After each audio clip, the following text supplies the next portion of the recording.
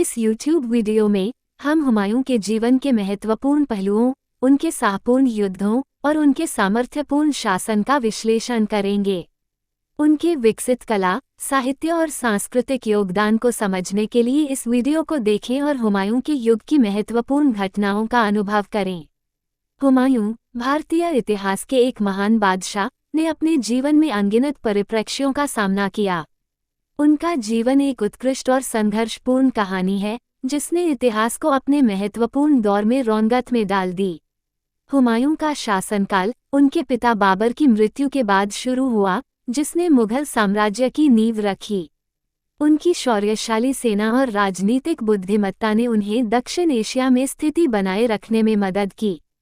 हुमायूं का जीवन अद्वितीय रूप से उनके प्रतिबंधकों से मुकाबला करने, अपने सपनों की पूर्ति करने और साम्राज्य को स्थायी रूप से स्थापित करने की कहानी है। हुमायूं का जीवन उनकी परिस्थितियों के साथ एक सच्ची यात्रा बना दिया। उन्होंने बहादुर शाही वंश के रूप में अपनी सामर्थ्यशाली संगीत, कला और साहित्य की संस्कृति को बढ़ावा दिया। उनका साहित्यिक सृष्टि, जैसे कि हुमायूं नामा, उनके राजनीतिक दृष्टिकोण को प्रकट करता है। हुमायूं की पराक्रमी बेटी हमीदा बानो ने भी एक महत्वपूर्ण भूमिका निभाई।